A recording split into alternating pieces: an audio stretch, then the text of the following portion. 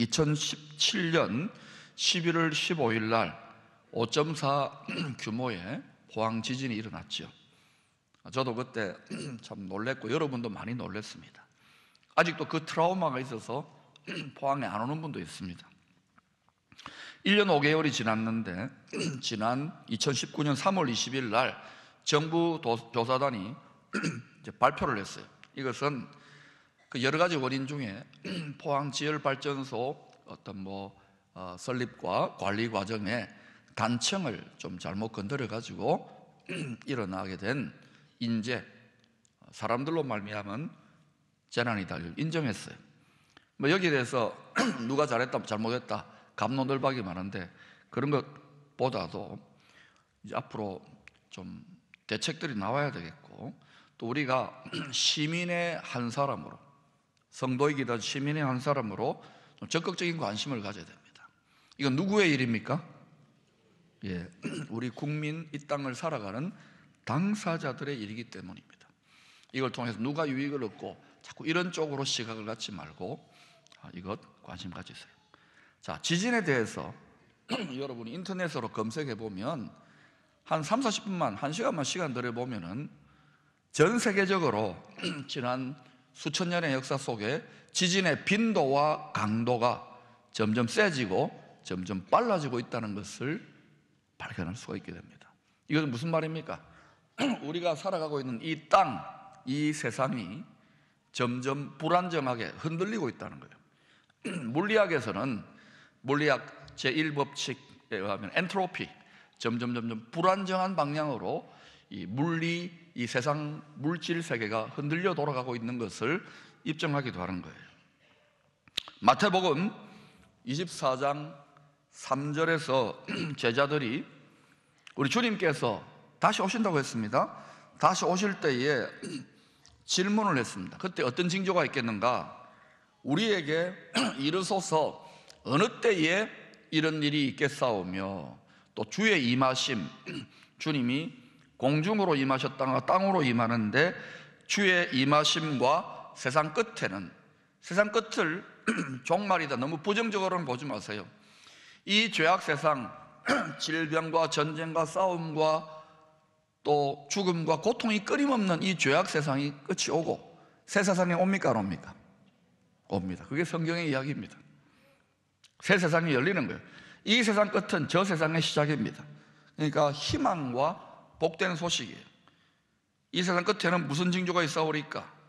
주님은 주님이 다시 오실 그때가 다가오면 이 세상 천지의 모든 것들, 그야말로 모든 것들입니다. 땅도 흔들리지만은 하늘까지도 흔들려요.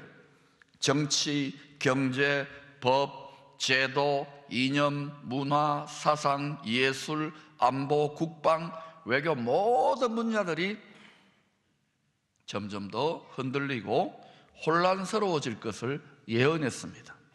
누가 예언했느냐?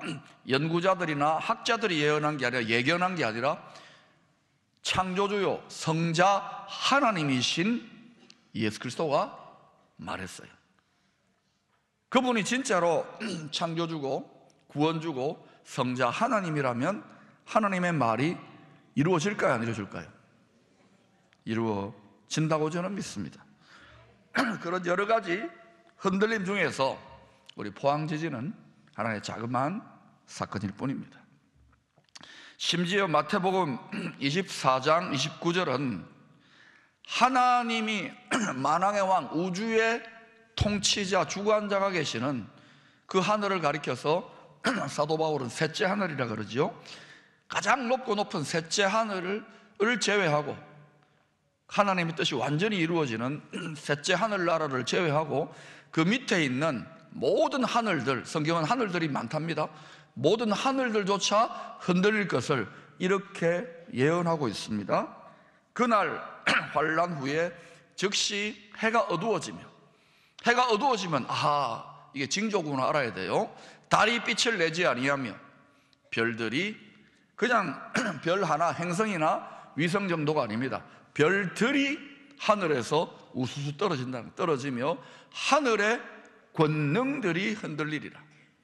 여러분, 우리가 하늘의 별이나 태양이 지구가 자전하고 공전하고 이런 모든 우주 만물이 돌아가는 게 그냥 돌아가는 게 아니라 어떤 권세의 능력, 힘으로 딱 붙들고 있는 거예요.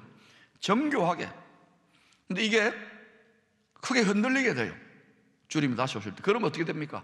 별들도 떨어지고 해도 어두워지고 이렇게 된다는 거예요. 창조주께서 이렇게 모든 피조 세계의 흔들림을 허락하시는 이유가 뭘까요? 왜 이렇게 세상이 흔들리나? 마태복음 24장 30절은 이렇게 설명합니다.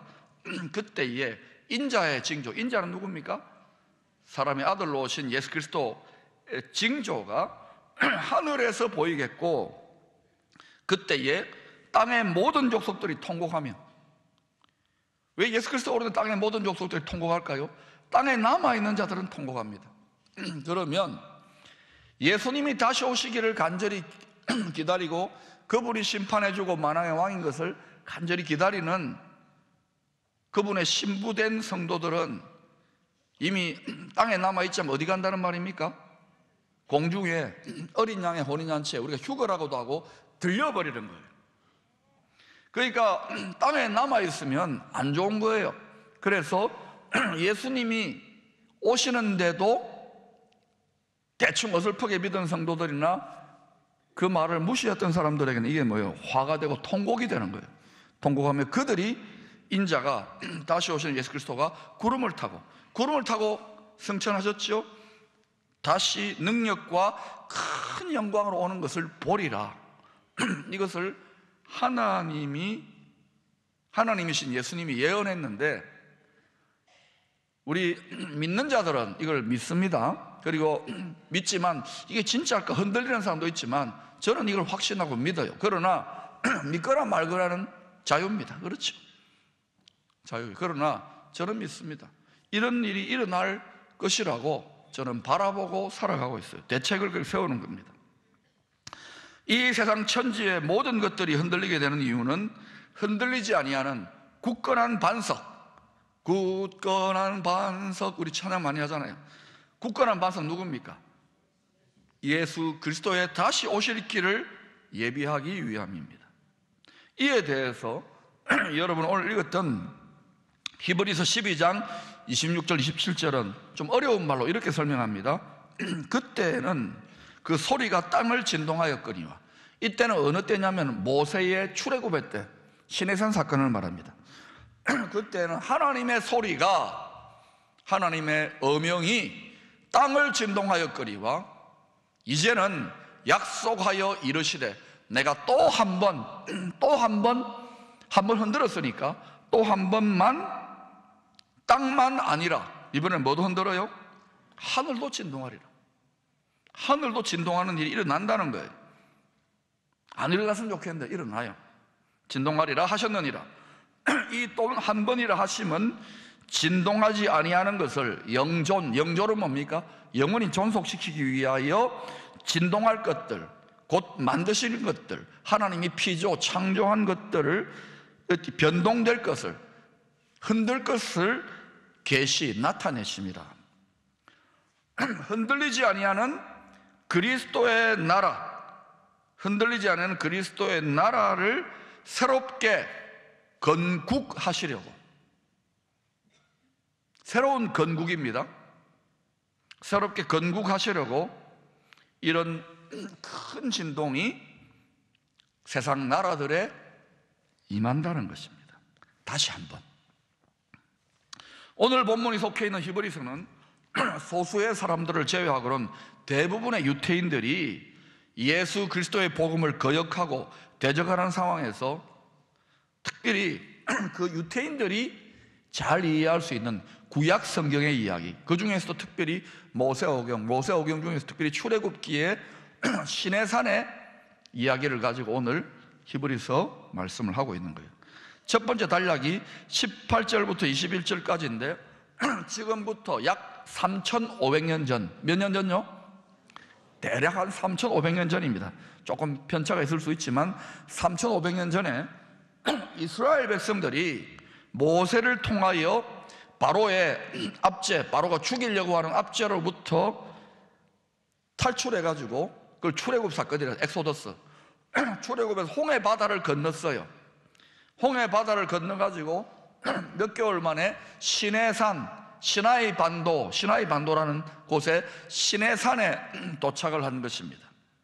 거기 도착했을 때 하나님이 어이구 잘 왔다, 내 새끼들아, 내 백성들아, 그러시고는 셋째 하늘을 여시고 모세를 통해서 온 하나님의 백성들, 이스라엘 백성들, 택한 백성들에게 하나님의 말씀, 율법에 너희들은 이렇게 살아야 돼 하고 율법의 말씀을 주셨어요. 바로 그 사건을 지금 18절부터 21절까지 묘사하는데요, 그때 어떤 일이 일어났는지를 생생하게 설명을 하는 장면이 출애굽기 19장 16절 이하에 더 생생하게 묘사되고 있습니다. 어떠냐? 자연 만물도 사람도 벌벌벌벌 두려워 떠는 거예요. 진동하는 거예요. 막 불이 있고 구름이 있고 지진이 나고 막 큰 외성 천둥 벼락 같은 것 일어나니까 자연 만물, 짐승들도 두려워 떠죠. 사람도 두려워 떠는 거예요. 이스라엘 민족, 노예로 있다가 구원받은 모든 하나님의 백성들이 하나님의 장엄한 임재, 그것을 히브리어로는 쉐키나의 장엄한 임재 가운데에 자연 만물계의 큰 진동 속에서 또 사람의 심령, 마음이 죽을까봐 두려워 떠는 가운데 모세를 통하여 하나님의 말씀, 율법을 받았던 장소가 바로 시내산입니다. 무슨 산요? 시내산. 시험에 나옵니다. 알아놓으세요. 시내산. 네. 백두산도 중요하지만 시내산이 중요합니다, 우리에게는. 그런데 이어지는 22절부터 24절에는 이와 대비되는, 시내산에서 흔들리고 두려워 떨었잖아요. 그런데 두려워 떨 필요가 없고 흔들리지 않는, 영원토록 흔들리지 않는 산이 나오는데 바로 시온산에 대해서 설명합니다. 무슨 산요? 시온산. 여러분이 그러면 이 시온산을 한번 읽어보십시다. 시작. 그러나 너희가 이른 곳은 시온산과 살아계신 하나님의 도성인 하늘의 예루살렘과 천만 천사와 하늘에 기록된 장자들의 모임과 교회와 만민의 심판자이신 하나님과 및 온전케 된 의인의 영들과 새 언약의 중보자이신 예수와 및 아벨의 피보다 더 나은 것을 말하는 뿌린 피니라. 무슨 말인지 하나도 모르겠죠? 몰라도 돼요. 어렵게 생각하면 한없이 어렵고 쉽게 말씀드릴게요. 예수 그리스도께서 십자가에 흘리신 피, 더 나은 것을 말하는 뿌린 피, 예수님이 십자가에 피를 뿌려버렸잖아요. 그 죄 없으신 피의 제사, 피제사입니다. 모든 제사는 피제사예요. 모든 그 생명의 제사, 피제사, 예수님이 영원히 단번이 들었기 때문에 그것을 믿으면 산다, 구원받는다는 것을 믿는 우리들이 이제는 하나님하고 원수되어서 죽게 되었는데 화목하게 되어서 상속자가 되었어요. 천국 천당을, 하늘의 집을 상속받게 된 성도들, 크리스찬들이 이미 받았어요. 오리발 내면 안 됩니다. 이미 약속으로 받은 천국, 하늘나라, 그리스도의 나라에 대해서 설명하고 있는 것입니다. 그러니 이 읽었던 본문 22절부터 24절은 천국에 대해서, 천당에 대해서, 우리가 영원토록 살게 될 영원한 처소에 대해서 설명하고 있다, 이런 정도로만 이해하면 돼요. 거기는 어떤 사람들이 거하느냐, 이 우주 만물의 왕궁, 하나님의 통치가 있는, 그 통치의 보좌가 있는 수도 사령부 시온산성에는 하나님 아버지와 어린 양과 하나님의 성령과 예수 그리스도, 그리고 하늘에 기록된 장자들, 이 장자들이란 말은 하나님이 구원받은 대표 선수들을 말합니다. 장자들이란 것은 하나님 집안에 각 족속과 모든 민족과 열방 가운데 장자들, 뽑힌 자들입니다. 그들의 모임이라는데 옛날 성경은 총회라 그래요. 하늘의 장자들의 총회, 이거는 모든 구원받은 자들 중에서 대표 선수들이 가는 곳이에요. 총회. 거기가 마치 수도 전략 사령부와 같은 왕궁이 있는 새 예루살렘 성이에요. 그리고 하늘에 기록한 장자들과 온전한 믿음의 사람들, 온전한 의의 영들이라고 그러잖아요. 온전한 믿음의 사람들이 가요. 깊이 성경을 읽어보세요. 우리의 바라는 것이 이 세상 나라뿐만이 아닌 거예요. 오늘 본문의 결론인 25절부터 29절에서 하나님께서 구약 출애굽 시대에 시내산에서 하늘을 열고 강림하여 율법의 말씀을 주심으로 온 땅이 진동했다면, 이제 구약이 아닌 신약의 시대에 다시 오실 만왕의 왕 예수 그리스도의 말씀으로 그 말소리로 말미암아 공명 진동이 일어나는 거예요. 땅만이 아니라 하늘도 흔들릴 것을 경고합니다. 이 경고가 25절에 이렇게 소개됩니다. 여러분 읽어보십시다. 시작. 너희는 삼가 말씀하신 일을 거역하지 말라. 땅에서 경고하신 일을 거역한 그들이 피하지 못하였거든 하물며 하늘로부터 경고하신 일을 배반하는 우리일까 보냐. 무슨 말입니까? 예수님의 말, 하나님 말, 성경 말, 이 거역하지 말라는 거예요. 대적하지 말라는 거예요. 사람들이 교만 방자하고요, 그러면은 대적을 해요. 그런 일들이 이 세상에 일어나고 있는지 모르겠지만 여러분 잘 살펴보세요. 저는 보니까 그런 일들이 일어나요. 근데 정말 하나님이 이 말을 기록했다면 이걸 가지고 뭐 하느냐? 경고하고 있는 경고. 세상 사람들이 이 세상 역사의 결론적인 방향, 그 오메가 포인트를 믿거나 안 믿거나 관계없어요. 무시하고 대적하고 거역하더라도 관계없이 하나님은 히스토리, 히즈 스토리, 하나님의 구원의 역사를 지금도 부지런히 쉼없이 열정적으로 이루어가고 계십니다. 이 구원 역사의 기록인 성경을 하나님의 구원의 길에 대한, 구원의 이야기에 대한 계시의 말씀으로 믿고, 그 말에, 이 말에, 하나님의 말에, 하나님 말로 믿고 거기에 순종하며 삶을 걸고 살아가는 사람이 크리스찬, 성도, 하나님의 자식, 하나님의 백성들인 거예요. 여러분 이 말을, 하나님 말씀 믿습니까? 흔들리는 분이 많을 거예요. 진짜 그런가? 왜? 세상이 거꾸로 돌아가거든요. 그걸 믿음의 시험이라는 거예요. 그때도 흔들리지 말아야 돼요. 근데 제가 보니까 믿음이 연약한 사람들이 많잖아요. 막 흔들려요. 전 세계가 네트워크로 하나로 다 뭉쳐져 있잖아요. 옛날도 그랬지만 통일장 이론, 그리고 지금 전 세계가 인터넷과 네트워크로 돼가지고요, 어디서 뭐 주식이 폭등하거나 주식이 폭락하면 다 출렁출렁거립니다. 서브프라임 모기지라든지 IMF 사태라든지 또 곡물, 유류, 오일 쇼크, 에너지나 뭐 오일이나 또 뭐예요, 뭐 전쟁, 모든 것이 전부 다 연결돼 가지고 요동치도록 묶여져 있는 거, 하나 되어 있는 거예요.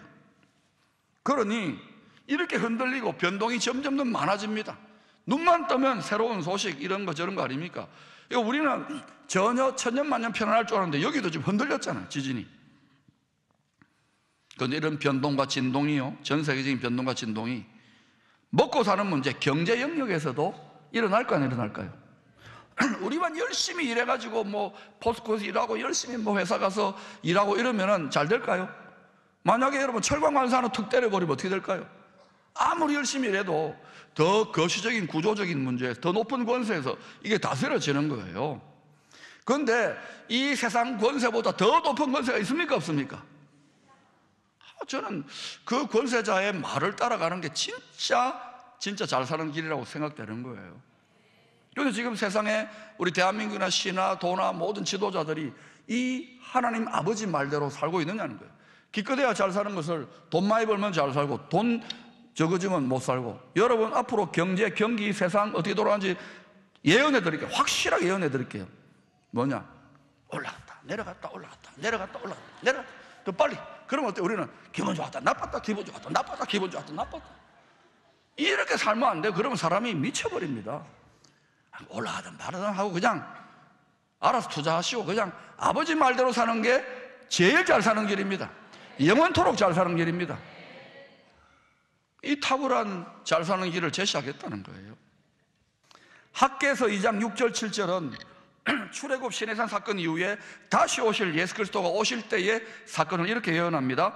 만군의 여호와가 이같이 말하노라. 조금 있으면 내가 하늘과 땅과 바다와 육지를 흔들 것이요 또한 모든 나라를 진동시킬 것이며 모든 나라의 보배, 우리의 관심은 보배입니다. 보배가 이르리니 내가 이 성전의 영광이 충만하게 하리라. 만군의 여호와의 말이니라.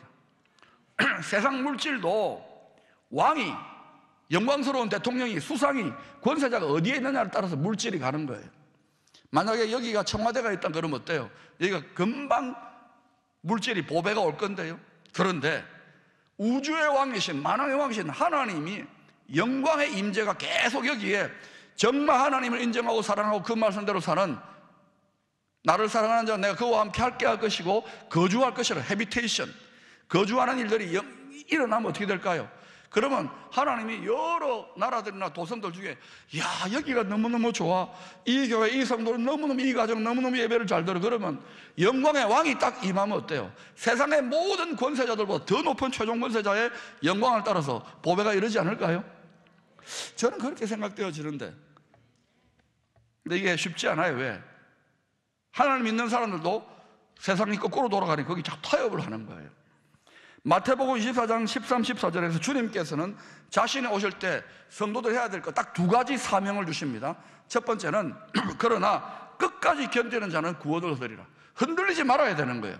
딱 믿고, 딱 죽기까지 믿고 이렇게 가야 돼요. 그 다음에 이 천국 복음이 모든 민족에게 정언되기 위하여 온 세상에 전파되리니 그제야 이 죄악 세상이 끝이 오는 거예요. 그러면 어때요? 우리가 끝까지 해야 될 게, 내 믿음, 내 자식, 내 가정 믿음 잘 견고하게 지킬 수 있도록 가르쳐야 되고, 가르쳐 지켜야 되고, 뿐만 아니라 뭐 해야 됩니까? 천국 복음 온 세상에 전해야 되는 거예요. 모든 것이 흔들리고 변동하고 두려워 떠는 시대에, 염려하는 시대에 흔들리지 않는 우리에게 사명을 주셨어요. 일거리를 주셨어요. 일할 게 있다고요. 바로 이 천국 복음, 예수 복음의 사명에 최선을 다하고 거기에 올인하는 개인과 가정과 교회와 나라와 도시에 하나님이 어떤 일을 하실까요? 저는 잠언서 13장 22절의 약속이 이때 이 일을 위한 약속일까 생각합니다. 선인은 누굽니까? 하나님의 뜻대로 온전히 사는 자는 그 산업을 자자손손에게 끼쳐도 뭐 상속하고 불법 정리하고 뭐 어디 꼬불쳐 놓고 그런다고 해서 재산이 계속 이어지는 게 아닙니다. 다 셉니다. 하나님 뜻대로 온전히 사는 자는 그 산업을 자자손손에게 끼쳐도 죄인의 재물, 죄인은 누굽니까? 하나님 말대로 안 살고 심지어는 거역하고 대적하고 배신하는 자, 배반하는 자는, 죄인의 재물은 의인을 위하. 의인은 누굽니까? 하나님의 뜻대로 온전히 살려고 하는 자, 예수의 복음을 증거하기 위해서 이 시대로 말하면은 노력하는 자들에게 의인을 위하여 쌓이느니라. 지금 보세요. 뭐 조금 복 받아가지고 이 나라가, 우리가 뭐 열심히 해가지고 복을 받은 거 있지만 다른 나라는 열심히 안 했습니까? 얼마나 복을 받았습니까? 세계 10위, 11위 정도의 경제 대국이 되었습니다. 이제는 15위인가요? 그런데 이걸 가지고 지금 우리가 뭐 하고 있느냐고요. 성경은 재물을 배설물로 이야기하지 않습니까? 경주 최부자 최선이라고 하는 그 어른도 이거는 똥과 같다, 자꾸 나누어주지 않고 쌓아놓으면 냄새 난다 그러잖아요. 그런데 우리가 그걸 움켜쥐고 있는 정신밖에 안 되는 거예요. 예수 믿는 자들도. 그럼 어떻게 돼요? 여러분이 이게 막 지금 새 나가고 후덜후덜 걸리지만, 세상은 거꾸로 가지만 돈이 하나님이지만, 이걸 통해서 하나님의 잃어버린 자식을 위하여 여러분이 과감하게 믿음으로, 믿음이 필요한 거예요. 그렇게 하면 어떻게 될까요? 죄인의 재물은 의인을 위하여 쌓인다고요. 이런 일을 하는 교회와 성도와 나라와 도시에 하나님이 어떻게 할 것 같아요? 쌓아주시지 않겠어요? 그럼 또 쌓이면 그것만 움켜쥐고 있지 말라고요. 교회가 커지고 나라가 잘 살게 되면 계속해서 나누어 보세요. 그러면 지속적으로 하나님이 거룩한 번영을 부어주실지 여러분이 한번 실험해 보시기를 축원합니다. 저는 이 말씀에 제 인생을 걸고 제 목회를 겁니다.